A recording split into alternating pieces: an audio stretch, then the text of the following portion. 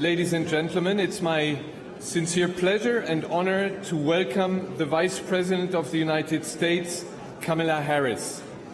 It's the third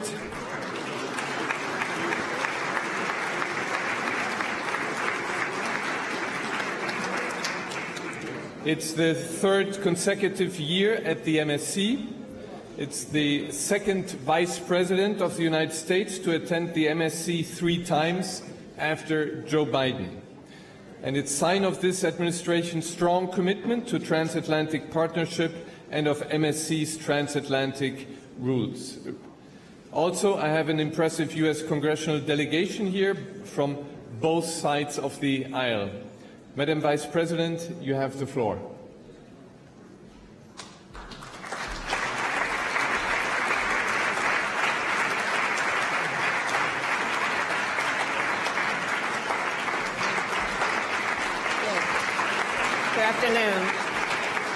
Good afternoon. Thank you. Thank you. Thank you, Christophe. Thank you.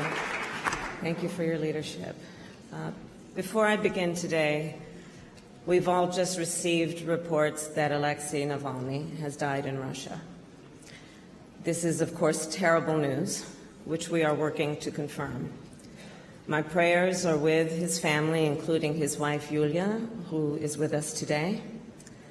And if confirmed, this would be a further sign of Putin's brutality. Whatever story they tell, let us be clear, Russia is responsible. And we will have more to say on this later. As Christophe said, this is my 3rd time here, and I'm honored to be with so many friends. This year we gather amid an increased instability and conflict in the Middle East.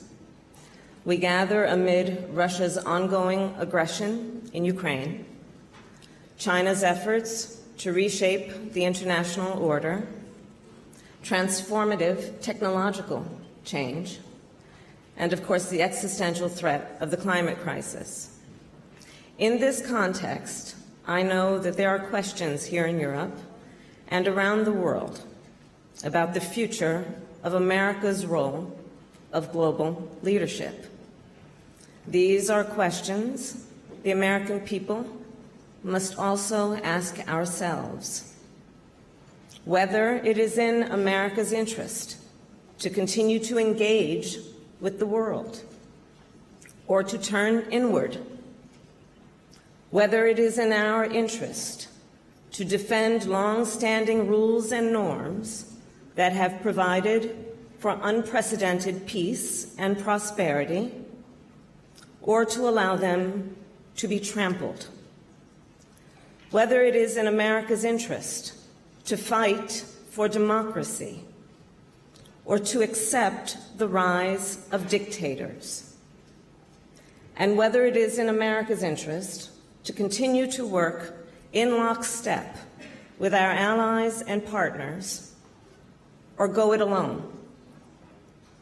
Today, I will explain how President Biden and I answer these questions, with full knowledge that how America responds will affect the American people, the people of Europe, and people around the world. I believe it is in the fundamental interest of the American people for the United States to fulfill our long-standing role of global leadership.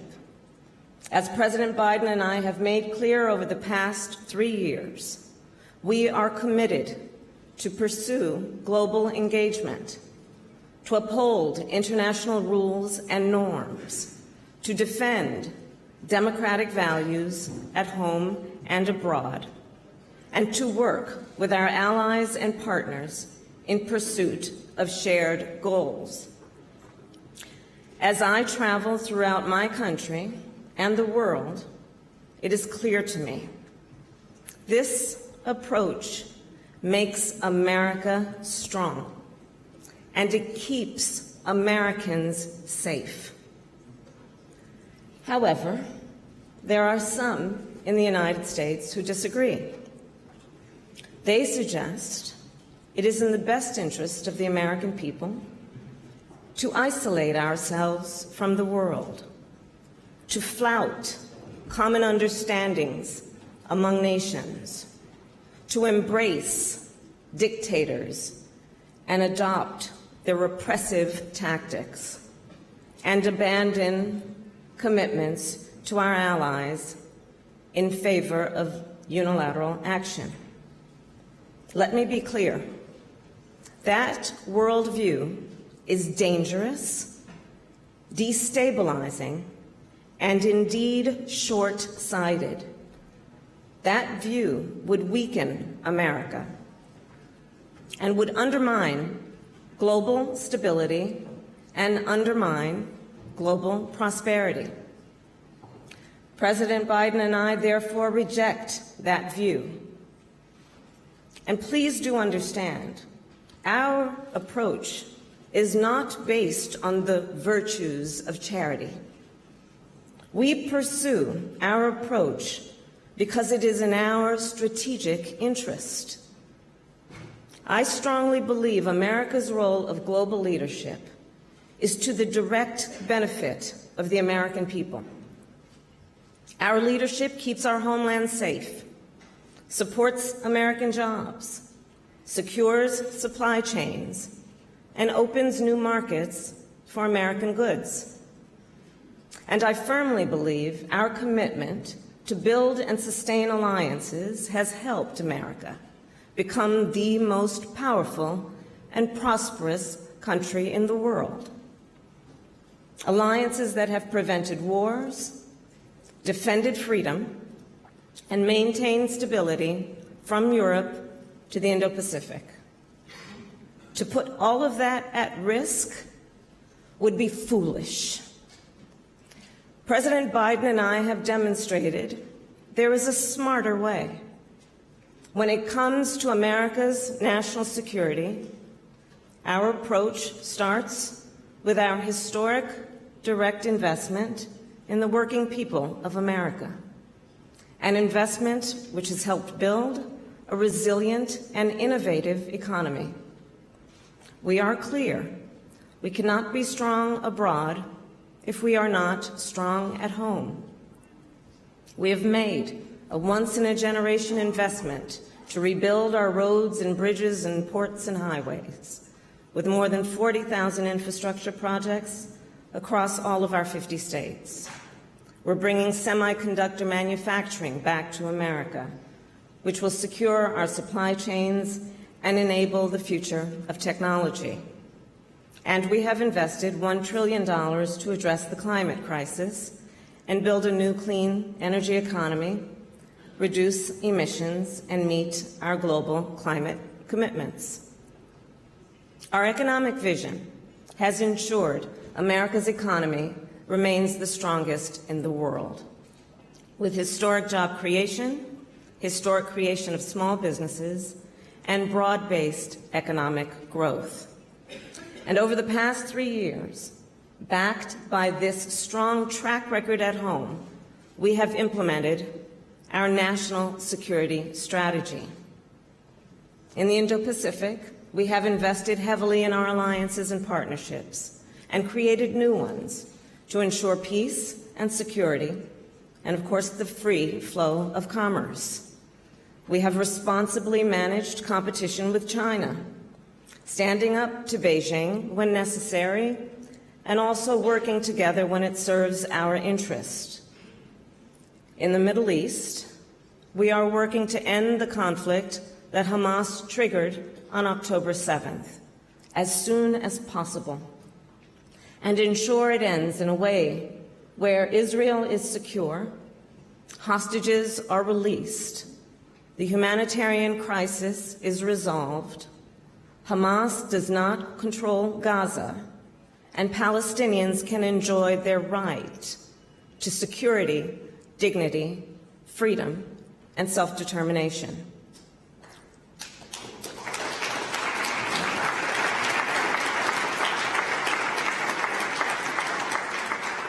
This work, while we also work to counter aggression from Iran and its proxies, prevent regional escalation, and promote regional integration. In addition, we have strengthened our partnerships on the continent of Africa, understanding that the innovation happening on the continent will shape the future of our world. We have also worked with partners in the Caribbean and throughout Latin America to increase private sector investment, address the climate crisis, and address the root causes of migration. And the Biden-Harris administration has led the world to respond to the climate crisis and ensure AI is developed in service of the public interest. We have also worked to advance and uphold rules and norms for outer space and to empower women around the globe. And here in Europe, we have joined forces with our friends and allies to stand up for freedom and democracy. Christoph, I reflect on 2 years ago when I first stood on this stage on the eve of Russia's invasion of Ukraine. Many of us will recall that time when many thought Kyiv would fall within days. Yet the skill and the bravery of the people of Ukraine, along with the leadership of President Zelensky and the 50-nation coalition the United States has led, has allowed Ukraine to achieve what so many thought was impossible. Today, Kyiv stands free and strong.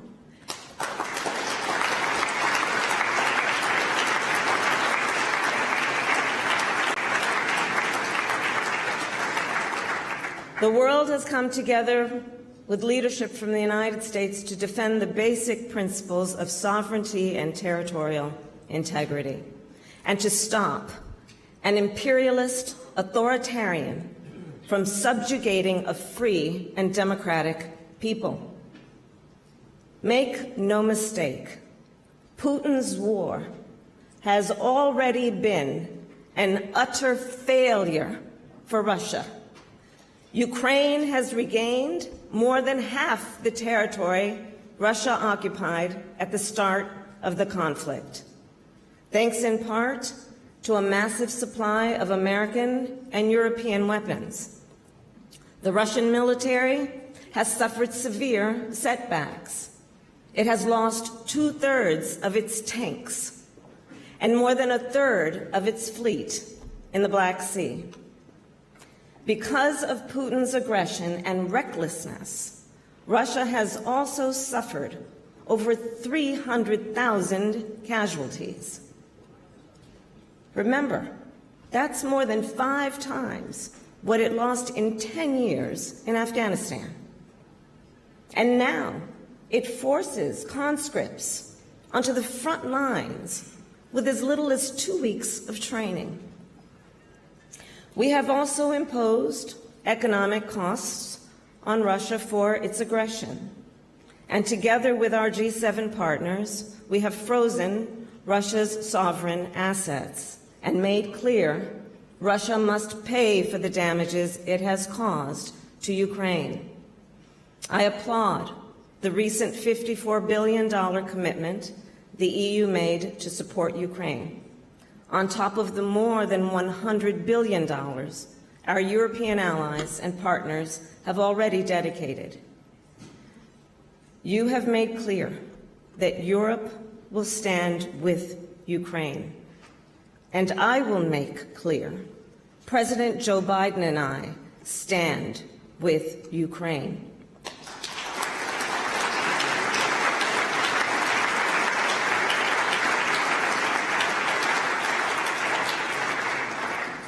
In partnership with supportive bipartisan majorities in both houses of the United States Congress, we will work to secure critical weapons and resources that Ukraine so badly needs. And let me be clear, the failure to do so would be a gift to Vladimir Putin. More broadly, NATO is central to our approach to global security. For President Biden and me, our sacred commitment to NATO remains ironclad. And I do believe, as I have said before, NATO is the greatest military alliance the world has ever known. NATO was founded on a very simple premise.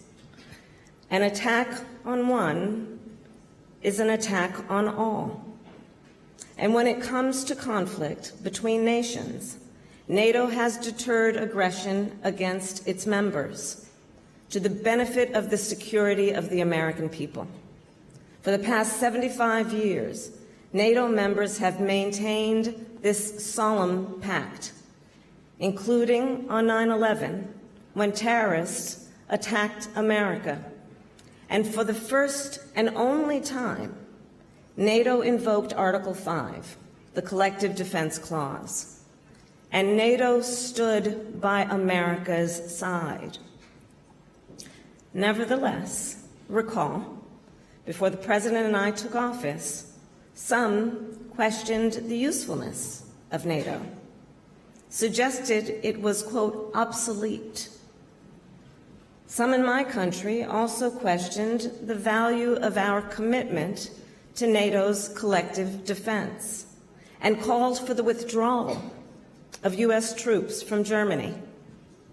Now, thanks to the leadership of the United States, NATO is stronger, larger, more unified, and more effective than ever before. We have reinforced NATO's eastern flank with more weapons and forces, including air defense and fighter coverage, a sustained presence of Army brigades, and a permanent U.S. Army headquarters in Poland. And of course, Europeans are also stepping up. Since President Biden and I took office, the number of NATO members that have met the goal of spending 2% of GDP has doubled. NATO has also added one new member, and we're on track to add another.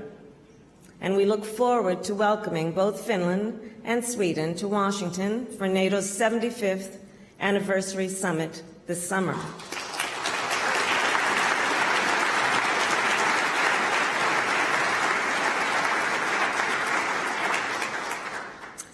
Around the world, we have made great progress. But ultimately, I do believe none of the gains we have made will be permanent unless we are vigilant. And let us remember, none of these gains were inevitable. I ask you, imagine if America turned our back on Ukraine and abandoned our NATO allies, and abandoned our treaty commitments. Imagine if we went easy on Putin, let alone encouraged him. History offers a clue. If we stand by while an aggressor invades its neighbor with impunity, they will keep going. And in the case of Putin, that means all of Europe would be threatened.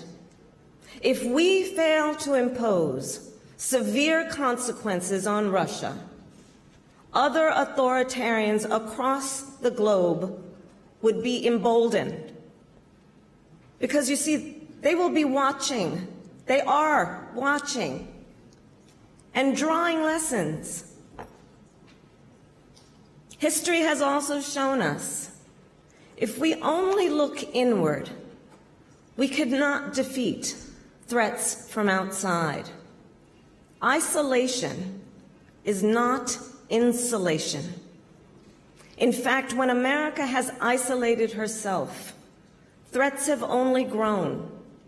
I need not remind the people of Europe of a dark history when the forces of tyranny and fascism were on the march.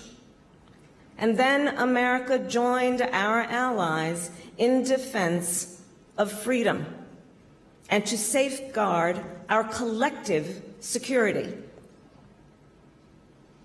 So I'll close with this.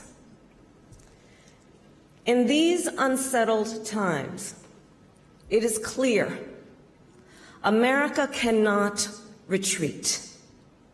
America must stand strong for democracy. We must stand in defense of international rules and norms. And we must stand with our allies. That is what represents the ideals of America. And the American people know that is what makes us strong. And make no mistake, the American people will meet this moment. And America will continue to lead. I thank you very much.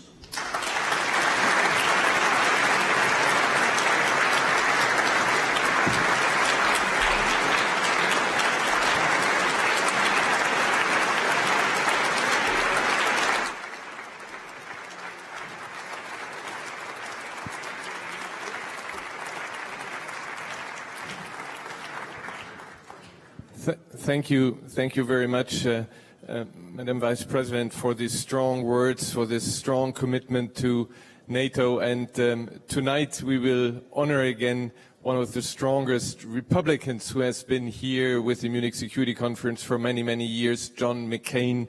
I think if he were to listen, and his wife is here, would be very grateful for your bipartisan words. We are running late, so I have to, I cannot go into a long discussion, but I want to pick up on the one issue besides Ukraine, which you have covered very long, on the Israel-Palestine issue. From your perspective, you touched briefly on that. What is the long-term vision for the Israelis and Palestinians, and how will they live with each other? Will it be possible, what we mentioned earlier, also with respect to Rwanda, where there was a genocide, is it possible to come, instead of revenge, to reconciliation? How do we get from here to there? How do we get to where what you said about two-state solution, living side by side? Is it actually achievable? The short answer is yes, I do believe it is, but we must then put the discussion in context, starting with October 7th. On October 7th, Hamas committed a terrorist act that was about slaughtering over 1,200 Israelis, innocent people, many of them young people who were attending a concert. Women were horribly tortured and raped, rape being used as a tool of war. And it is important that we remember what that was. And I will say, understand that Israel then had a right to defend itself. We would. We would. And how it does so matters. We have also been clear that far too many innocent Palestinians have been killed, that Israel must do better to protect innocent civilians. We have seen what has been happening in terms of the images that we see on a daily basis of the human suffering and the need for humanitarian aid. And the President and our administration and I have been very adamant about getting that humanitarian aid in. We look at the circumstances of what's happening. There are tunnels under hospitals and what that means in terms of this conflict and how it is implemented. But ultimately, Christoph, to your point, to get to the day after, hostages need to be released.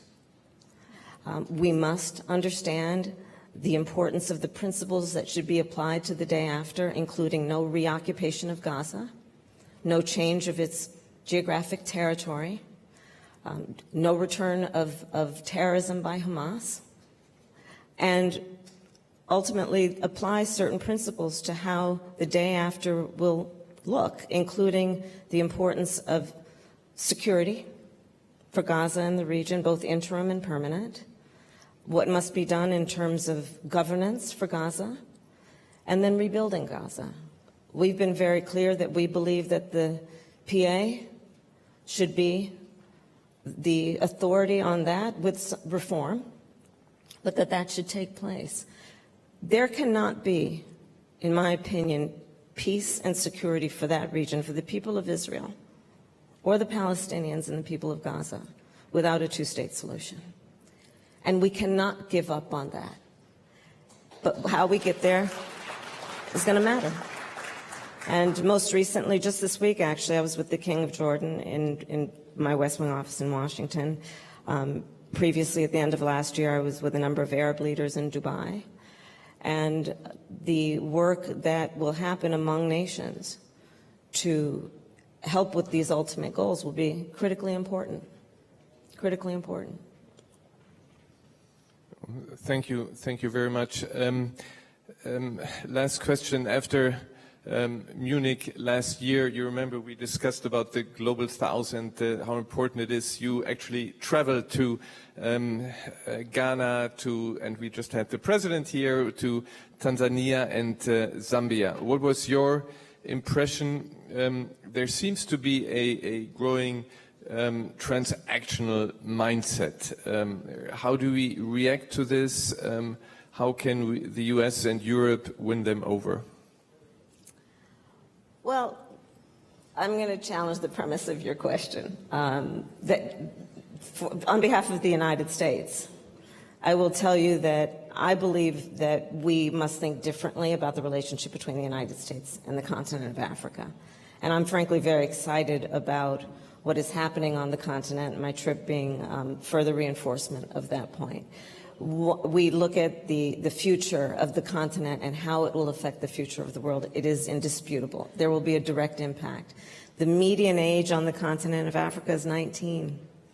By 2050, it is estimated that 1 in 4 people occupying place on Mother Earth will be on the continent of Africa.